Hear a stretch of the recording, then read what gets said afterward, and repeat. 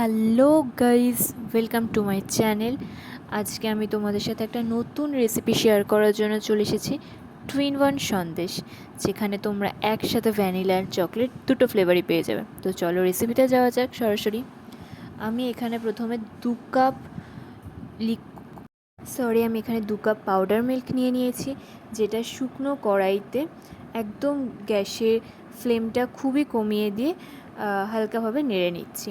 এটা কিছুক্ষণ সময় ধরে আমি এভাবেই নাড়তে থাকবো, আর হাত একদম বন্ধ দিলে চলবে না, তাহলে এটা লেগে যাবে আর একটা পোড়া পোড়া গন্ধ বেরিয়ে যাবে, তখন কিন্তু জিনিসটা ভালো লাগবে না খেতে। এভাবে প্রথমে একটু নেড়ে নিলে হালকাভাবে, তো যে সন্দেশটা আমরা বানাচ্ছি সেটার টেক্সচারটা খুব সুন্দর আসে, সেই জন্য এটা খানিকটা সময় ধরে আমি এভাবে নেড়ে নিচ্ছি। এটা নেড়ে নেওয়া হয়ে গেছে, এটাকে আমি একটা বাটিতে রেখে দিয়েছি। এরপর ওই কড়াইয়ের মধ্যে আমি 3 চামচ ঘি দিয়ে দিয়েছি। গ্যাসের ফ্লেমটা এখন মোটামুটি মিডিয়ামে দিয়ে রাখা আছে। ঘিটা একটু গলে যাওয়ার পর আমি এখানে 1 কাপ লিকুইড দুধ দিয়ে দেবো। 1 কাপ লিকুইড দুধ দিয়ে এটাকে একটুখানি হালকাভাবে ফুটিয়ে নিচ্ছি, একটু নেড়ে নেড়ে এটাকে দুধটা একটু ফুটে উঠলেই আমি গুঁড়ো দুধটা আমি এবারে এর মধ্যে ঢেলে দেবো। ঢেলে দিয়ে গ্যাসের আঁচটা একটু কমিয়ে রেখেই আমি ক্রমাগত এটাকে নেড়ে যাব, যতক্ষণ না অবধি এই টেক্সচারটা কড়াই থেকে উঠে উঠে আসে। দেখো এভাবে নাড়তে থাকবো, খুব বেশি একদম শুকনো করে ফেলবো না, তখন কিন্তু মিষ্টিগুলো খুব শক্ত হয়ে যাবে, আর খুব বেশি নরমও রাখবো না। দেখো এরকম একটা টেক্সচারটা দেখো যখন চলে আসছে, আমি তখন এটাকে রান্নার জন্য তৈরি করি।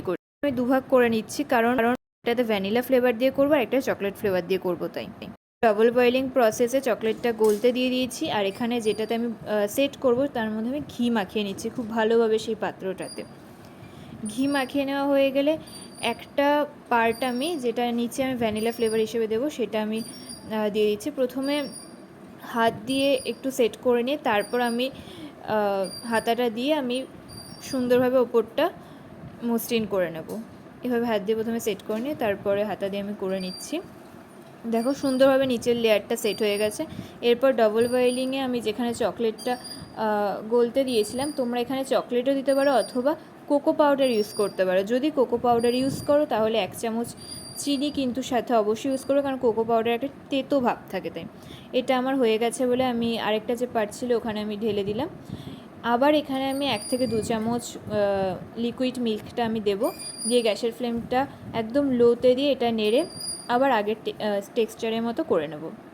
এভাবে ক্রমাগত নাড়তে থাকবো, নাড়তে থাকলে এটা আগের টেক্সচারে চলে আসবে। ফ্লেমটা কিন্তু কমিয়ে দিয়ে রাখবো, বেশি জোরে দেবো না, তো কমিয়েই এটা লো টু মিডিয়াম আঁচে দিয়ে তোমরা এটা করতে পারো। আবার যখন কড়াই থেকে উঠে উঠে আসবে, এরকম টেক্সচারটা চলে এসেছে, আবার এটা দিয়ে আমি এর ওপরের লেয়ারটা সেট করে নিচ্ছি। ওপরের লেয়ারটা এবার এখানে দিয়ে এবারে হাত দিয়ে আমি এটাকে সেট করে দিই। তারপর আমি ওপর থেকে দেখো কুচি করে নিয়েছি, নিয়ে আমি করে দিয়েছি। ঘন্টা রেখে তারপর আমি ওটাকে পাত্র থেকে একটা থালার মধ্যে উল্টে ঢেলে নিয়ে এভাবে পিস পিস করে কেটে ফেলেছি। কি সুন্দর লাগছে এখন দেখতে, it's so yummy and delicious. আমি এটা হোল নাইট ফ্রিজে রেখে সকালবেলা এটা তোমাদেরকে দেখাচ্ছি এভাবে ভেঙে। দেখো কতটা নরম হয়েছে, এবং খেতে সত্যি কথা বলছি খুবই দারুণ হয়েছিল।